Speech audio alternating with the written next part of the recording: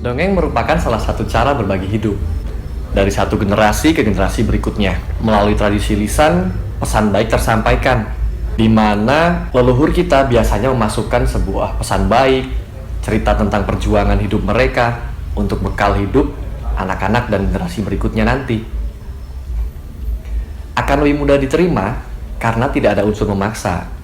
Dalam dongeng justru yang ada keseruan-keseruan untuk mendengarkannya.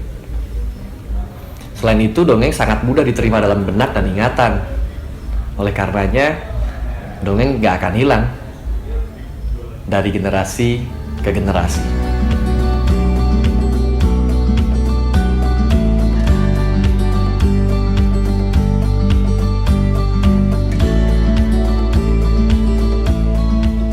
Untuk Kokomang tidak pernah merasa menjadi komunitas dongeng sebenarnya. Karena ya dongeng itu sudah ada dalam setiap anak gitu. Jadi Kokomang hanya hadir menyerahkan tongkat estafet dari generasi sebelumnya tentang tradisi lisan yang harus disampaikan kepada generasi berikutnya. Setiap anak sudah punya dongeng.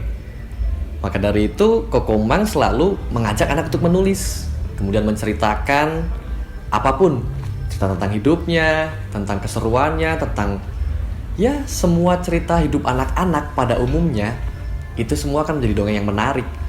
Jadi istimewa Kokomang adalah ya karena kita bermain dongeng dan kita mengumpulkan dongeng dari anak-anak. Bukan karena kita membuat dongeng, anak-anak yang membuat dongeng, dan mereka adalah dongeng itu sendiri.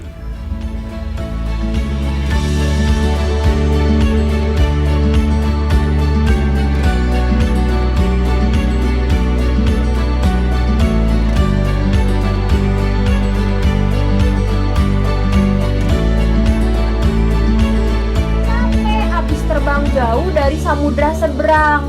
Terus Kevin ini duduk di ranting. Duh, capek. Terus jerapah Oatmeal ini bilang, "Hei, kamu ngapain duduk di ranting? Jangan duduk di situ, itu pohon kesayangan aku," katanya gitu. Pelit banget ya Oatmeal ya. Terus kata Kevin, "Aduh, Oatmeal, aku kan cuma numpang istirahat aja. Aku capek banget dari samudra sana," katanya gitu.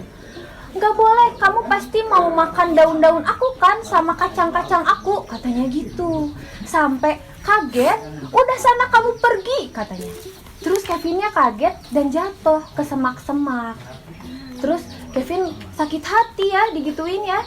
Akhirnya Kevin, isengin aja nih Oatmeal nih. Kevin terbang lagi ke atas pohon, terus pura-pura makan daunnya. Nyem, enak. Terus Oatmealnya kan takut, wah daun aku pasti habis nih dimakan sama Kevin. Akhirnya dia makan semua daun yang dari pohon kesayangannya itu. Makan semuanya sampai kenyang, sampai kekenyangan, dan dia mati. Kalau menurut aku penting banget ya. Kenapa? Karena dongeng itu cara yang fun. Jadi anak-anak kan kalau di sekolah kan sudah ini ya, udah banyak tugas serius. Nah, dongeng itu salah satu cara yang fun untuk anak-anak. Jadi penting karena menawarkan cara yang baru, yang fun sama anak-anak.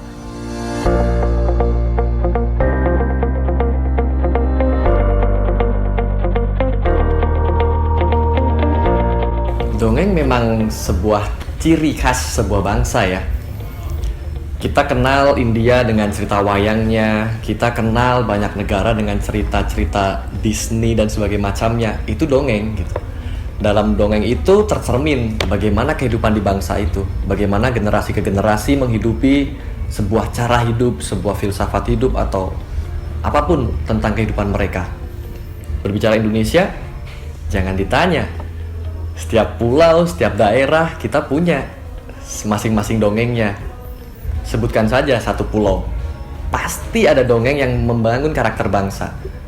Dari setiap dongeng itu, setiap anak tumbuh menjadi pribadi-pribadi yang mengenal jati diri bangsanya, jati diri daerahnya, kemudian bersatu menjadi Indonesia yang lebih berkarakter karena tradisi lisan dongeng itu tadi. Kulitnya kamu buang sembarangan? Dia bilang, "Maaf, iya, aku membuang kulit pisang itu di akan aku makan kau. Gitu kata harimaunya. Terus mochinya nangis minta maaf. Jangan Tuan Harimau, aku masih ingin hidup di hutan ini bersama teman-teman. Lalu harimau nggak tega ya. Harimau maafin Mochi. Harimau dengan syaratnya apa kak? Nggak boleh lagi buang sampah. Buang sampahnya nggak sembarangan ya. Di tempat sampah. Iya, pinter. Kalau buang sampah sembarangan kan bisa apa? Mencelakai orang lain. Ya? Di soledad wae kalau kena kulit pisang ya.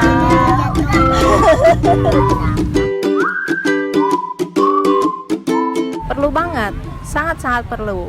Karena dalam dongeng itu terkandung hal-hal baik yang bisa ditiru sama anak-anak.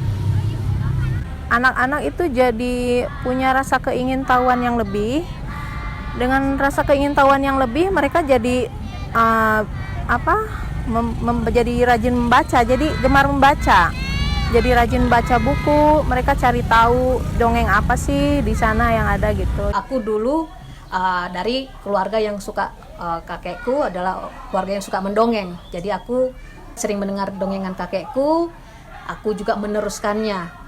Dan harapanku adalah dongeng-dongeng lahir kokomang-kokomang yang lain, lahir maca-maca yang lain yang menceritakan tentang kisah-kisah tradisional Indonesia gitu loh.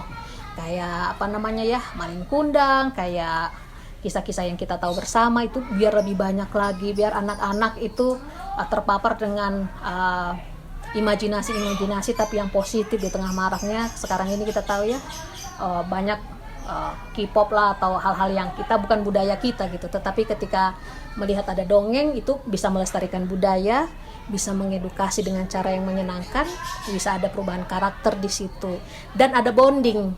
Ya kan ya, kalau kita dulu kan kakek kita sambil kita leyeh-leyeh atau ibu kita sambil kita terakhir tidur kayak gitu. Itu bisa melalui dongeng.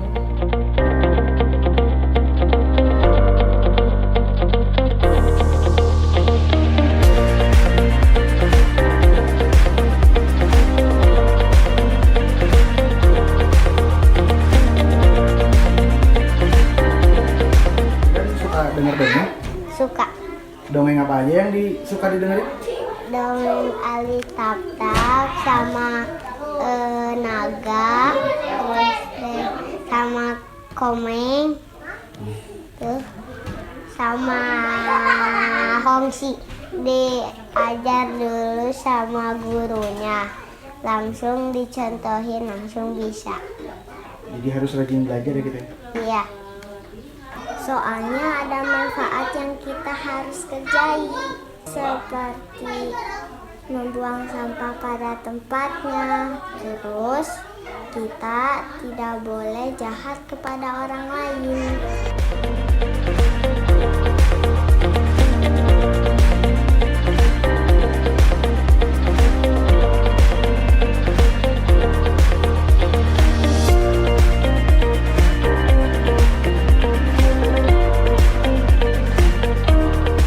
Dongeng membuat kita sangat berempati, membuat kita merasakan apa yang pendahulu kita rasakan. Lebih dari yang kita bayangkan. Meski terlihat dan terdengar sangat sederhana, tapi dongeng memiliki kekuatan yang sangat besar.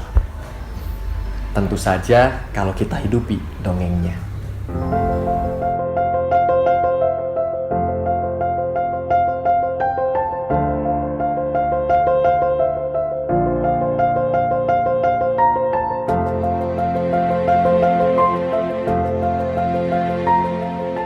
Selain mendongeng, Kokomang juga mengajak adik-adik bernyanyi lagu anak. Sebab pesan baik bisa disampaikan melalui musik. Ya kalau bagi saya waktu menemani anak-anak bernyanyi itu menyenangkan sekali. Jadi ngingetin waktu masa kecil dulu juga gitu kan. Dulu kan sering bawain lagu-lagu anak-anak. Terus melihat ekspresi mereka bersenang-senang gitu, ya senang juga gitu ke hati, menghibur sekali. Kokomang hadir sebagai kehidupan untuk anak-anak, menjadi tempat yang aman dan nyaman untuk mereka menjadi dirinya sendiri. Kokomang juga bisa menjadi tempat untuk anak-anak belajar mengendalikan emosinya dan mengenal dirinya. Jadi, Kokomang bukan sekedar komunitas, tapi tempat untuk banyak jiwa anak-anak. Di saat anak-anak ini memahami dongeng, ia akan belajar untuk mengobservasi suatu masalah, termasuk permasalahan yang ia dapat. Dan itu akan bertumbuh terus sampai ia dewasa. Dan ketika ia dewasa, itu akan mudah untuk keluar dari permasalahan yang ia punya. Sebenarnya bukan nularin sih. Kita yang mendapatkan kebahagiaan begini.